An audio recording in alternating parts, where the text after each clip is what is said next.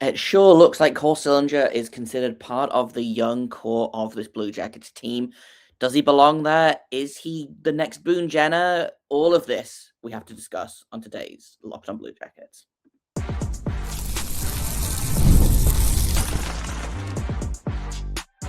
You're Locked on Blue Jackets, your daily podcast on the Columbus Blue Jackets, part of the Locked on Podcast Network, your team every day.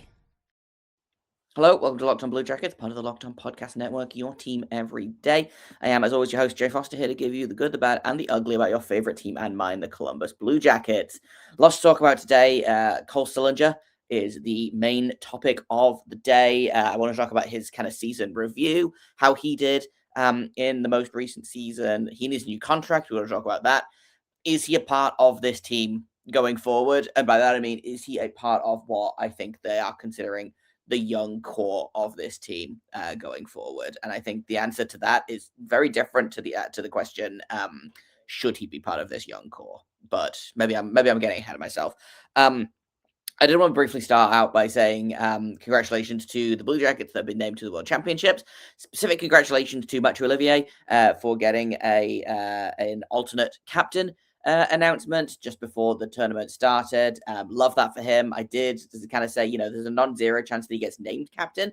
Justin Falk got that honor, but loved to see Olivier wearing an A. I also really liked his decision to have his hometown as Columbus, Ohio, instead of Biloxi, which is where he's actually from. So I thought that was a fun shout out to Ohio and to the Blue Jackets. But let's get into the Cole Sillinger of it all.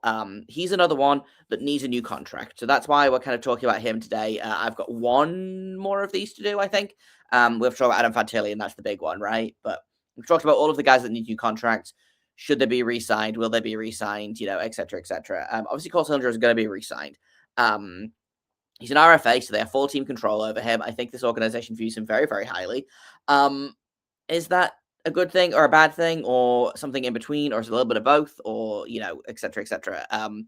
Cole Sillinger had, I thought, a reasonably good season. And there are a couple of reasons for this. Number one is that he finally was moved to the wing from center. He spent a lot of time at center over the past handful of years. And I was like, you know what? This is fine. I don't feel any kind of way about it specifically. I thought he was a fine bottom six center or middle six center potentially. Third line, I think, is where his center potential really kind of topped out. They moved him to the wing this year to play with Charlie Coyle. He was part of that quote-unquote identity line with the aforementioned Mathieu Olivier and with Charlie Coyle, and I thought that line was great.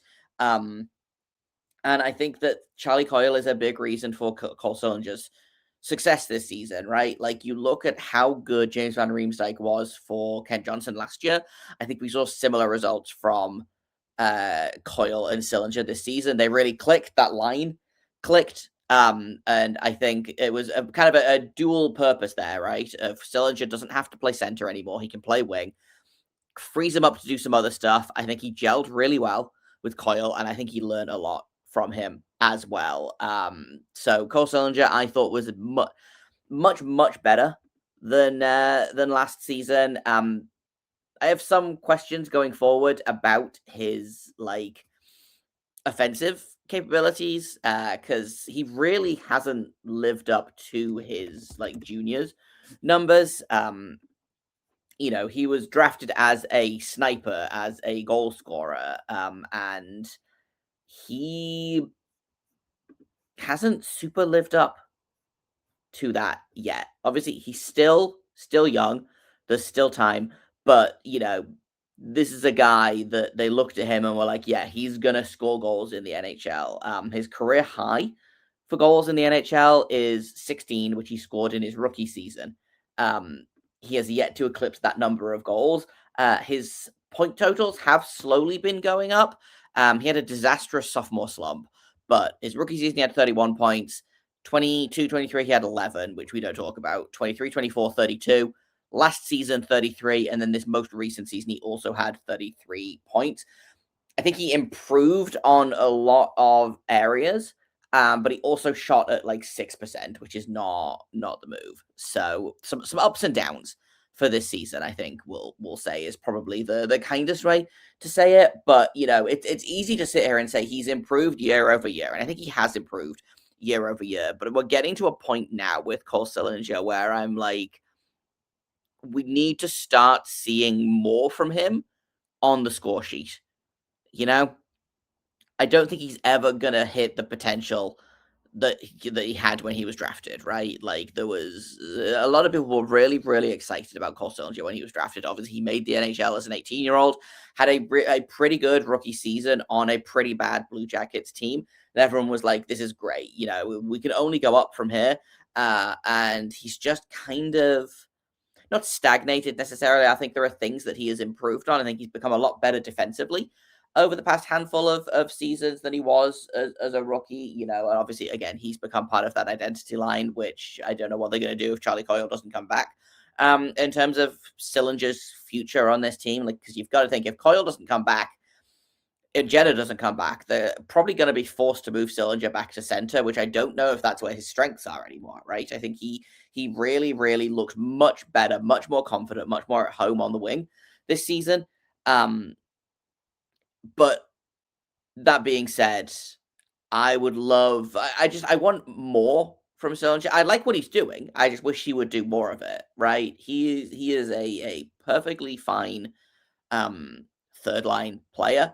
My question becomes with Sillinger, right, is this organization views him as part of the young core going forward, right? He's always in that conversation. Often to an extent of, they name Sillinger before they name someone like Dmitry Voronkov, right? Who I think has a much higher potential as a top 6 option. Dmitry Voronkov has eclipsed Cole Sillinger's points high, I believe, already, and he's only in his third season. This is Cole Sillinger's. It's gonna be his 6th season in the NHL next year, which does feel insane. He's gonna hit 400 games next year, and he's still only 22 years old. He'll be 23 by the time he hits 400, unless something terrible happens. But what is his future with the team? There are a lot of questions about that, some justified, some not, I think. But I don't know. I've been a big defender of Cole Sillinger for basically his entire career with the Blue Jackets, right? And we're getting to a point now where, I talk about this a lot. He's still young, but he's also 5 seasons into the NHL at this point, and I think this might just be what he is as a player, which is fine. You need players like Cole Sillinger, right? You can't have every single player be the hotshot top line elite winger, right? If you can get a serviceable to good third liner, it feels a little bit like a waste of a draft pick. Obviously, Cole Sillinger was picked 12th overall. You hope that your 12th overall pick turns into, better than a career high of 33 points 5 years in. But he is a competent NHL player with potential for more. I just don't know. I feel like we're running out of time for that potential, right? He's at that point now where I am kind of like, and I talk about this a lot of I don't know, you can't necessarily call players busts at 22 or, younger, there's, we're not going to get into the Caden Lindstrom of it all, but people have decided that Caden Lindstrom, who I don't even think is 21 years old yet, is a bust. And I don't know that I feel like you can't consider someone a bust before they've turned 23. And I'm not sitting here saying that Cole Sillinger is a bust, and I feel like that's kind of what it sounds like, but at the age of 23, I think you are more or less what you are as a player. And it looks like Cole Sillinger is what he is right now, which is third line player, competent NHL player. I think there are definitely areas that he can improve on and areas that he can continue to grow in. I would love to see, I think he has potential on the penalty kill. I would love to see Love to see something like that. He's not the fastest guy in the world. He's not the best skater in the world, but he's pretty good positionally. And I think if you pair him with someone like Coyle or with Monahan, we had a couple of occasions this season where he was out on the penalty kill with someone like Mathieu Olivier, which I feel like is in theory fine, but feels ambitious to have those two guys on the penalty kill together. But if you can get someone to play on the penalty kill with Coyle and someone to play with Monahan, you don't have to put those two out together. You can spread your top two penalty killers out, and you can have someone who can win a face-off on two units as well, because that also was kind of a big problem. Was I feel like they put their two best face-off guys out as one penalty kill unit, and then not downhill from there necessarily, but I would like to see Cole Sillinger as a potential penalty killer. I think he has the ability to do so. And he played on the penalty kill a little bit this year, not a ton, but a little bit. Would love to see something like that going forward. And if they can make Cole Sillinger into a role-playing third-line penalty killer that, would love to see him go back to start scoring goals. And again, he shot really low this season. But he's never shot higher than 10%. But if he'd shot 10% this year, he would have had 13 goals. If you can get 15, maybe 20 goals out of Cole Sillinger, and the assists as well, then you could get a 40 to 50 point third line wing.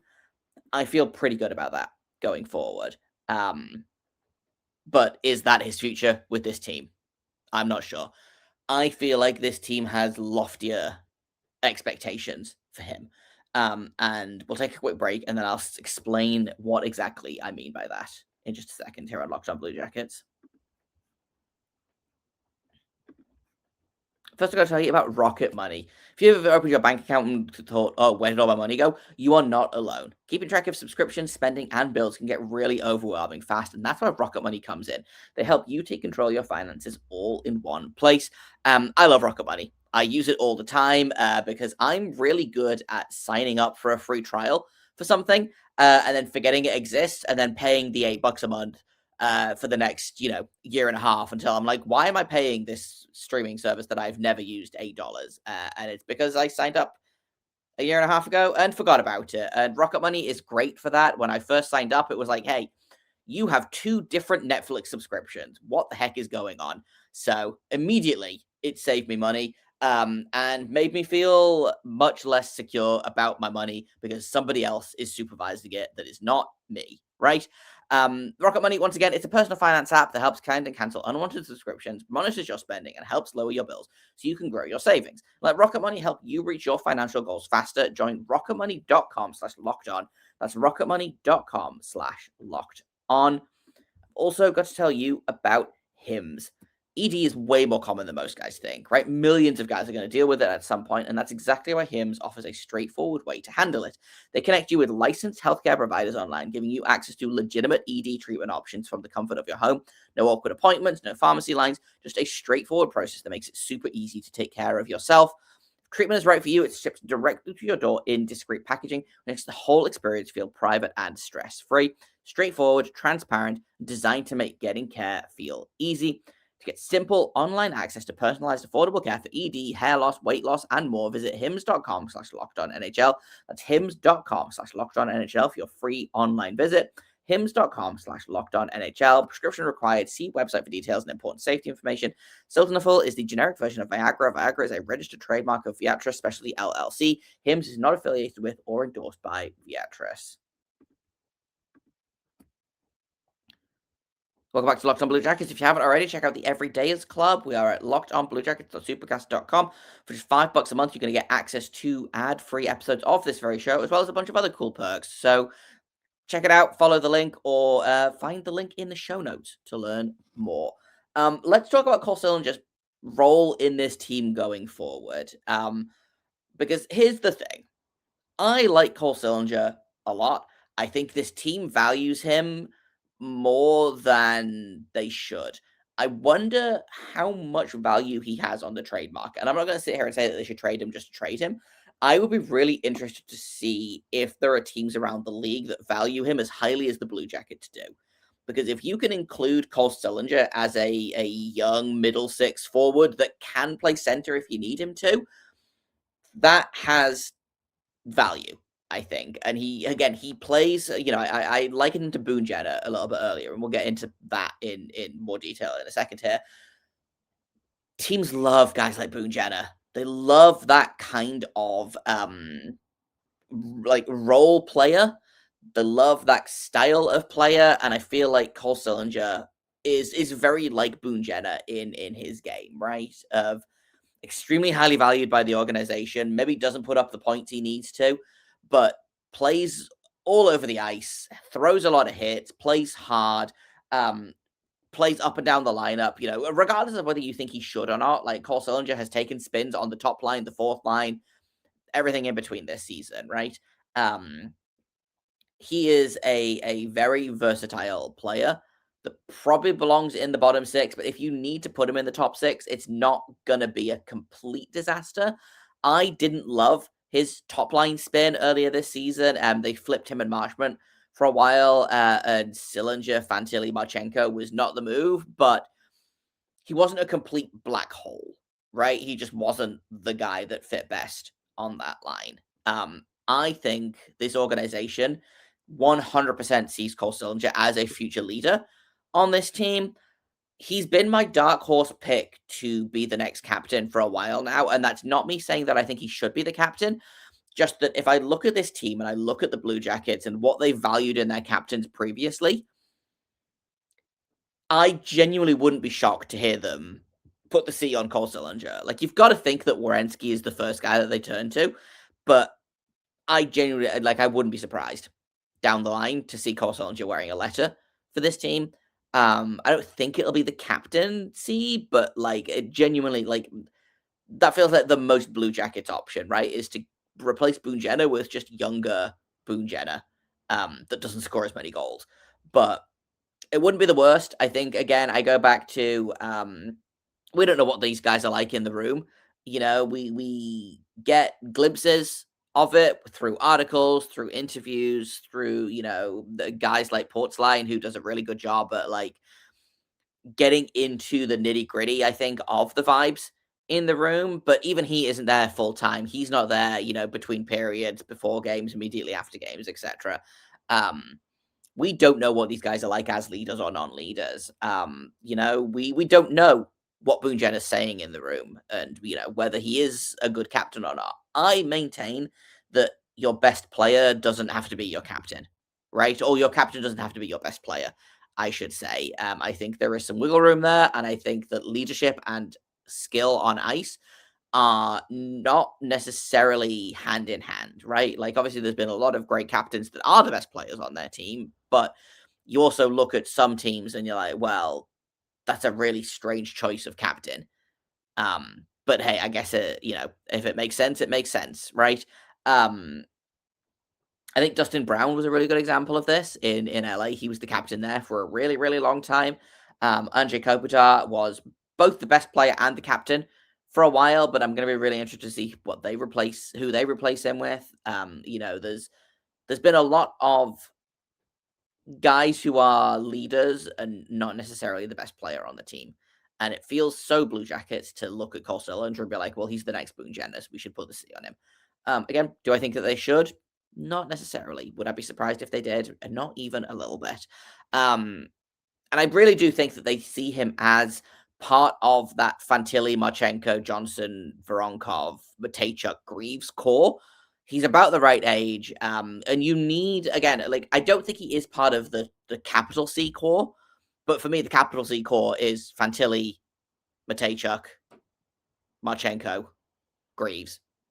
Everyone else right now is kind of core, but not capital C core. They are important, but they're not the nucleus of this team, the big four, so to speak. Like, if I had to say 5 years down the line what I think who the big four on this team will be, my guess is Fantilli, Matejchuk, Marchenko, Greaves, which I'm not mad about, right? But you need other guys to surround them with. You need support guys, and again, Cole Sillinger's the right age. He's been in Columbus his entire career. The organization clearly loves having him around. And I also think as well, and we'll talk about contracts in just a second here, but he's a guy that you can probably keep around for reasonably cheap, right? You could go out and get a veteran to do the job that he does, but you're going to pay more and probably get less good results because of, as veterans age. Cole Sillinger, still just 22 years old, fully under team control. There's something there. I don't think he's part of the, he's never going to be in contention for best player on the team, or even the best player on the team at his position, or potentially even the best player that they drafted that year, right? Obviously, the Blue Jackets had 3 first-round picks in that draft alone, and they drafted a bunch of other guys as well. But the argument I'm making here is that you need glue guys, you need support guys.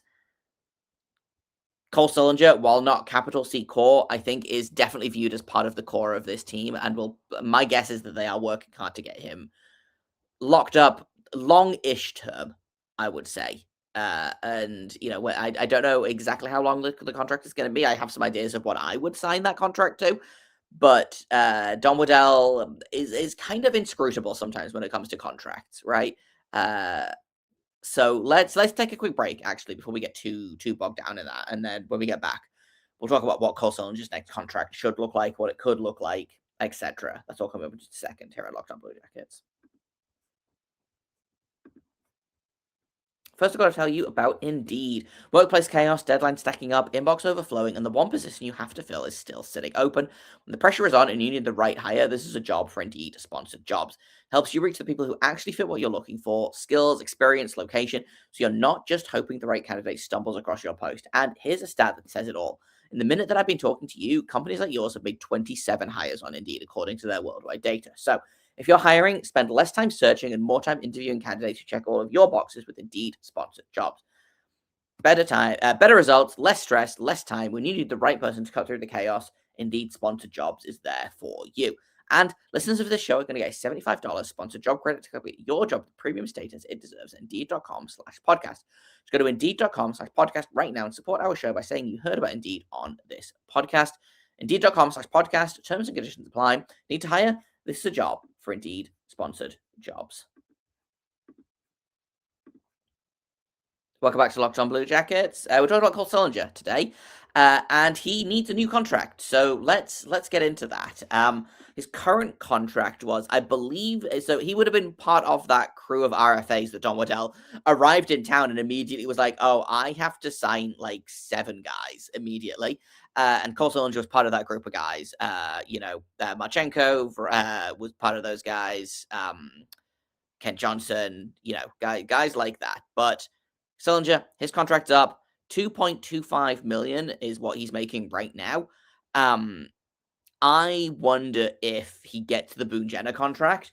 So 4 years ago, Boone Jenner would have been Boone Jenner would have been 28 at the time of signing this contract. So, fully 6 years older than Sillinger is now. But he signed a $3.75 million contract for 4 years.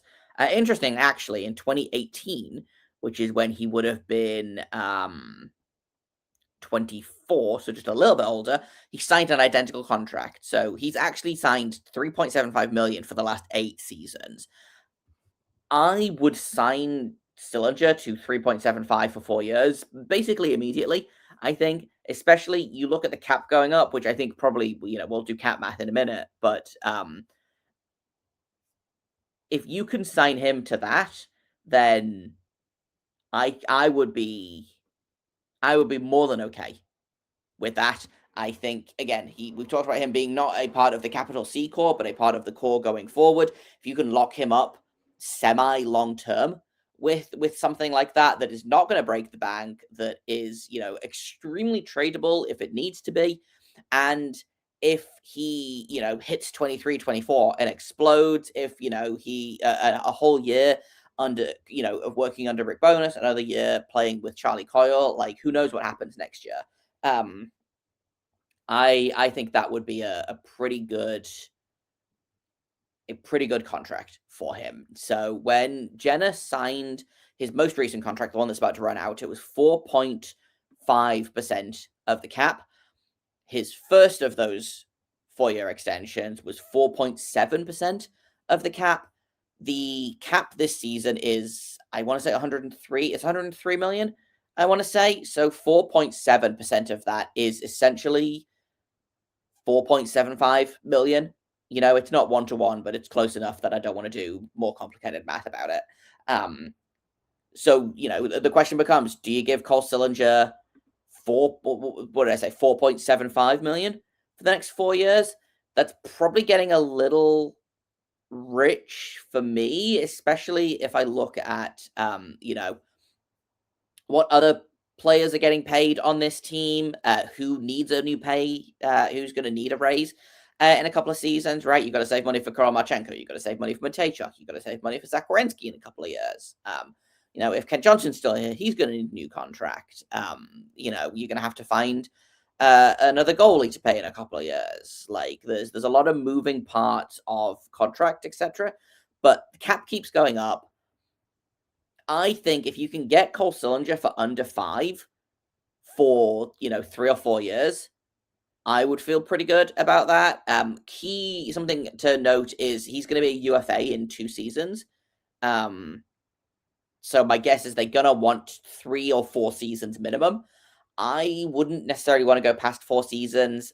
You know, I don't think he's the kind of player that you lock into an 8-year contract to get it done. But, you know, if you can give him 4 years at, you know, 4.75 million, I think I said, I would feel extremely okay with that. You know, it's not going to handcuff the rest of the team.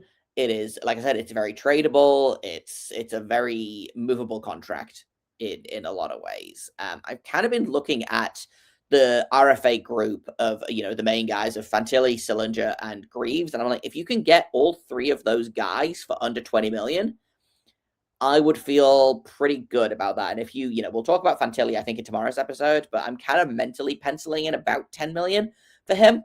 So if you can get Sillinger for under 5 and Greaves for under 5, again, that gives you $20 million still of their cap space, slightly more than that, I think, to, you know, to sign Coyle and or Marchment and, you know, some wiggle room in other areas as well. You know, they probably need another defenseman.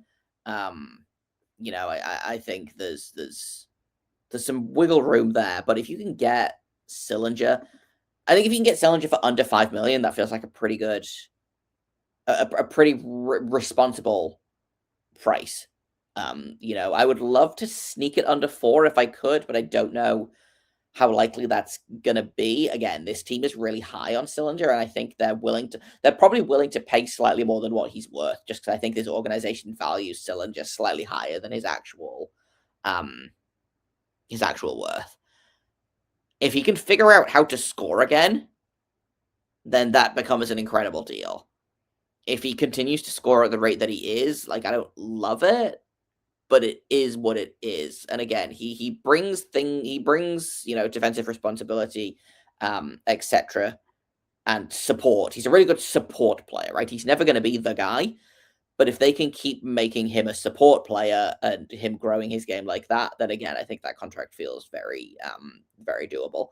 And he's also under the age of 30 and will remain under the age of 30 for quite some time. So that's also a big plus for me. I'm not sitting here saying that you should sign players just because they're young, but the Blue Jackets have so much money locked into 30-year-old players or older that I would quite like them to be like, listen, we've got this 22-year-old, let's just sign him and be done with it.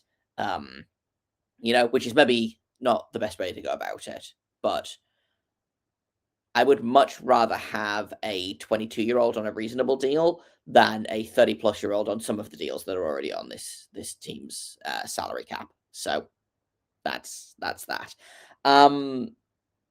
Overall, I feel pretty good about how Cole Sillinger's season went. Just to finish off the whole review, I still, like I said, I still think that he is probably what he is, but I would like to see more from him. Like I said, just keep doing what he's doing, but do it more.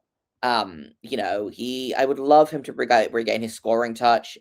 He had so many great chances this season that he just failed to bury. and would love to see him start to bury some of those chances because he gets opportunities. He just biffs it when he gets them, and I would love to see that change.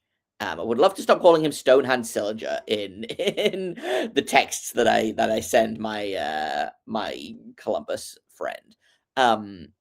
But overall, he had a perfectly fine season. Not great, not terrible. It was fine.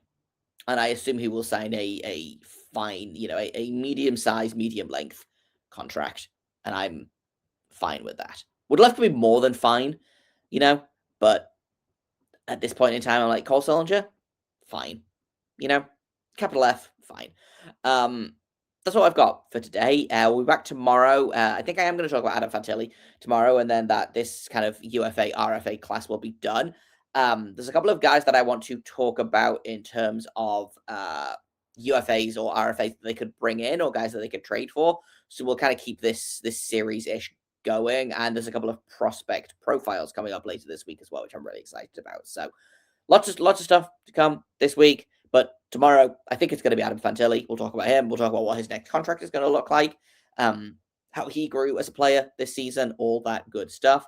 I've been Jay Foster. You can find me on Twitter at, you can find the show on Twitter, I should say, at LO_Blue Jackets.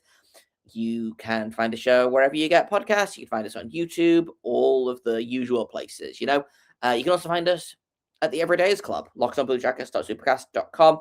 Just $5 a month. You're going to get ad-free episodes of this very show and a bunch of other cool perks as well. Click the link in the show notes to learn more, or go to lockedonbluejackets.supercast.com. Thank you once again for listening, for making it your first listen of the day. Until tomorrow, make sure you stay locked on.